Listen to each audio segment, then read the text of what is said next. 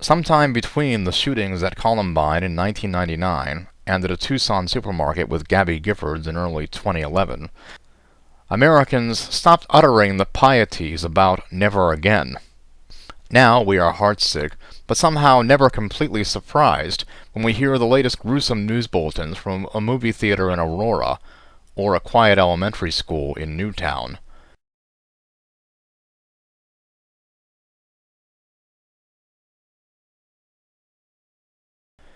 We are a nation of 311 million people and roughly a similar number of guns. Since there is no central federal registry of firearms, and a 100-year-old unlicensed weapon can be lethal, estimates are far from precise.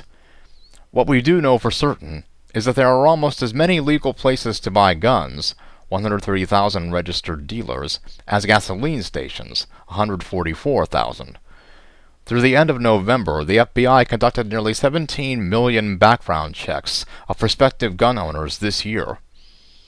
This is the Faustian bargain that comes with being a 21st century American.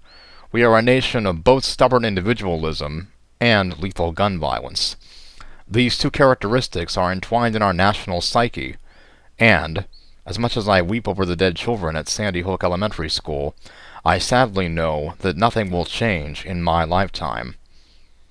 The last glimmer of hope for effective gun control in America died in 2008, when the Supreme Court, in District of Columbia v. Heller, endorsed an expansive view of the right to bear arms. As Justice Antonin Scalia declared in the majority opinion, quote, "The Second Amendment protects an individual right to possess a firearm unconnected with service in a militia," unquote. It is hard to pin down exactly when Americans made the collective decision that periodic massacres of the innocent are the price that we supposedly pay for our liberties.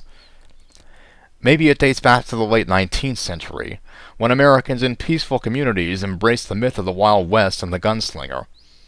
Maybe it partially reflects the tabloid fascination that encompassed the gangster era of the 1920s and 30s. And maybe it has something to do with the way that movies, that most American of art forms, have successfully turned mass violence into a mass commodity.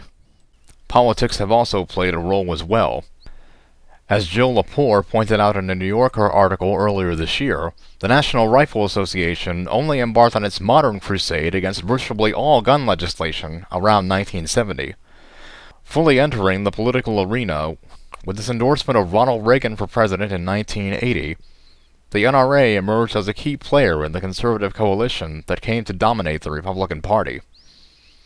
It's hard to remember that for a while in the 1980s and 90s, a limited form of gun control seemed politically possible.